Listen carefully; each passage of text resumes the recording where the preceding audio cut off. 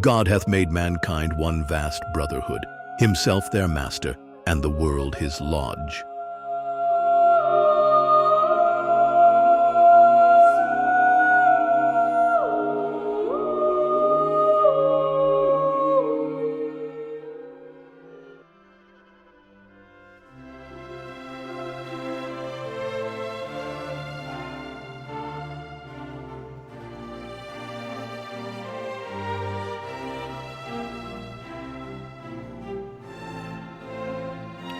Good evening, and welcome to tonight's presentation from the Quarries, an archive of Masonic lore.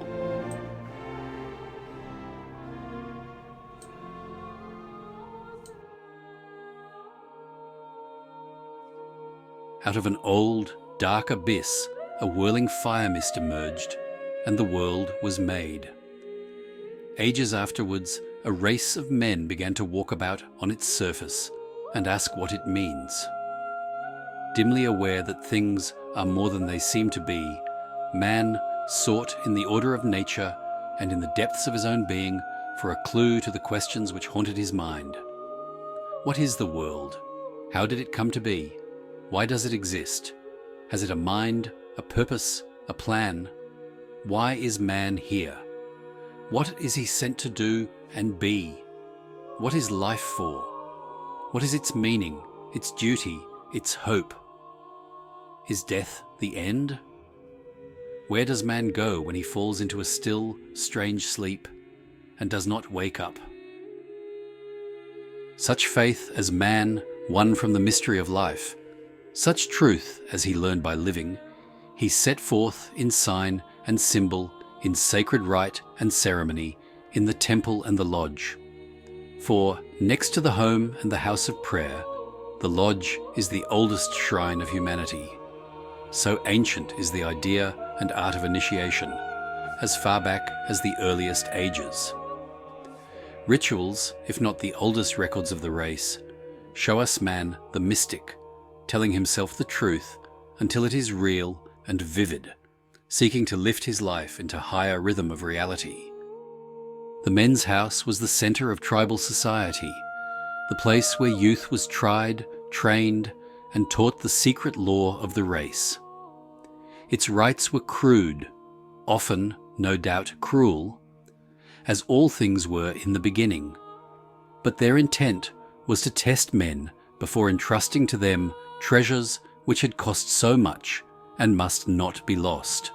Always the crowning rite of initiation was a drama of the immortal life, revealing man undefeated by death, keeping his hidden treasure, by virtue of that in him which has never accepted utter identity with outward force and fact. Ages later, by the same mystic insight, the art of initiation was linked with the art of building. Back of this blending of two arts lay the truth that the life of man must reproduce the law and order of the world in which he lives. So every temple became a symbol of the world, its floor the earth, its roof the heavens, and every ritual repeated the life and death of man, showing the passage of the soul through nature to eternity. How impressive it is, uniting a truth so old that it is easily overlooked, and an insight so simple that men forget its sublimity. If not by direct historical descent, at least by spiritual affinity, the same truth and insight are united in the moral art of Masonry, in which the lodge is a symbol of the world, and the ritual the drama of the life of man. Such an insight is as valid today as it was ages ago. Though our idea of the shape of the world, no longer a cube but a globe, has altered, since its normal order abides, and man must learn to live in harmony with it, building upon the will of God by his help and in his name. The world is a lodge in which man is to learn the brotherly life. So Masonry reads the mystery of the world and finds its purpose, its design, its prophecy. It is a simple faith, a profound philosophy, and a practical way of life. how to live is the one matter, and he will wander far without learning a better way than is shown us in the lodge. Still less may one hope to find an atmosphere more gentle for the growth of the best things, or a wiser method of teaching the truth by which man is inspired and edified. In the days of operative masonry, a lodge was a hut or a shed of a temporary kind near the place where the work was carried on. It was variously used as an office, a storeroom, or a place where the workmen ate and slept together, as we read in the Fabric Rolls of New York Minster in orders issued to the craft in 1352. Not unnaturally, in time, the name of the room came to describe the associations and meetings of the men using the lodge room, and they were called the lodge. Hence, our habit of speaking of the fraternity itself as a lodge, and so it is, since in its symbolic world, men are built together in love. At one time, the tracing board, as it is called in England, was known as the lodge, as when Preston tells how the Grand Master, attended by his officers, form themselves in order round the lodge, which is placed in the centre, covered with white satin. Again, in the Book of Constitutions, 1784, we read of 4 tilers carrying the lodge covered with white satin, as if it were a mystic Ark of the Covenant, as used in certain Masonic ceremonies. Such a use of the word has passed away, or well nigh so, along with the practice. For us the lodge is the world, and some trace the word lodge back to the Sanskrit word loga, meaning the world. However that may be, manifestly it goes back to the days when men thought the world was square, and to live on the square meant to be at one with the order of the world. Also, since the lodge is the place where masons work, its form, position, dimension, covering, and support are likewise symbolical of the conditions in which man lives, going forth to his labour until in the evening, and the night cometh when no man can work.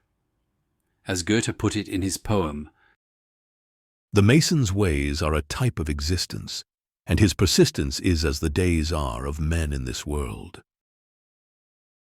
by the same token, if the lodge is the world, so initiation is a symbol of our birth into it. But it is only an analogy, and may be pressed too far, as is often done, leaving it cloudy with ideas which have no place in it. For the Masonic initiation is a symbol of our birth out of the dim sense life into a world of moral values and spiritual vision, out of the animal into the angel. Not to see that it is a moral and spiritual birth, in which the hoodwinks of the flesh are removed, is to miss both its meaning and its beauty. Back of the art and practice of initiation in the olden time lay a profound idea, never better told than in the Hymn of the Soul in an old book called the Acts of Thomas. The story is told by the soul itself, of its descent from the house of its father to Egypt to fetch a pearl away. Before it left its heavenly home, its white robe and scarlet tunic were removed, and it went naked into a far country in quest of a pearl of great price, to find which all else might well be given up. In Egypt, the soul eats of the food of the land, forgets its father, and serves the king of Egypt, forgets the pearl, as if overcome by a deep sleep. But a letter is sent to it by its father, bidding it remember that it is the son of a king, and to call to mind the pearl and the white robe left above. The letter flies in the likeness of an eagle. The soul awakes, seizes the pearl, strips off its filthy, unclean dress, and sets off eastward and homeward, guided by the light of the letter, from Egypt, past Babylon, to Mysham on the sea.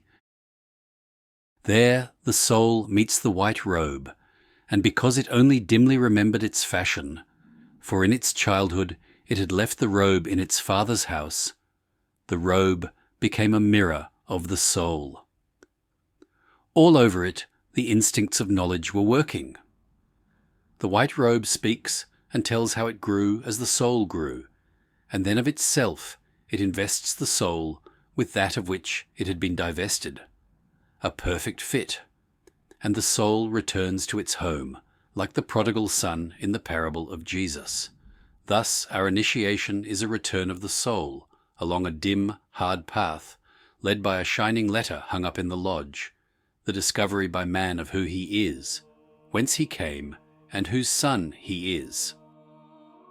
So understood, the ritual of initiation is a drama of the eternal life of man, of the awakening of the soul and the building of character. For character is built of thoughts, and by thought, and the lodge offers both a place of quiet and purity, and a method by which the work may be carried on, isolated from the confusions of the ordinary life. Sect and party, creed and strife are excluded, not out of the world, but separate from it, close-tiled, in a chamber of moral imagery, and in the fellowship of men seeking the good life, we may learn what life is and how to live it.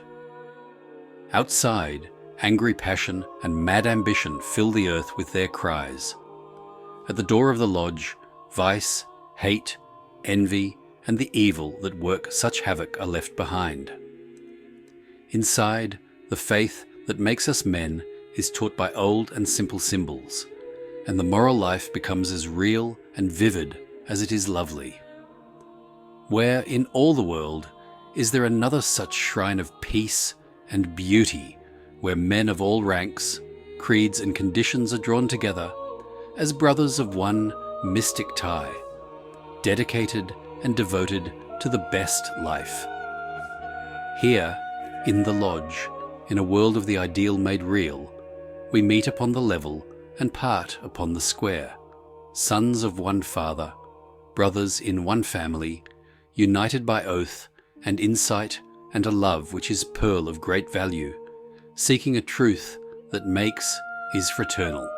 Outside the home of the house of God, there is nothing finer than this old, far-embracing lodge of ennobled humanity. No hammer fell, nor ponderous axes rung, like some tall palm the mystic fabric sprung. So mote it be.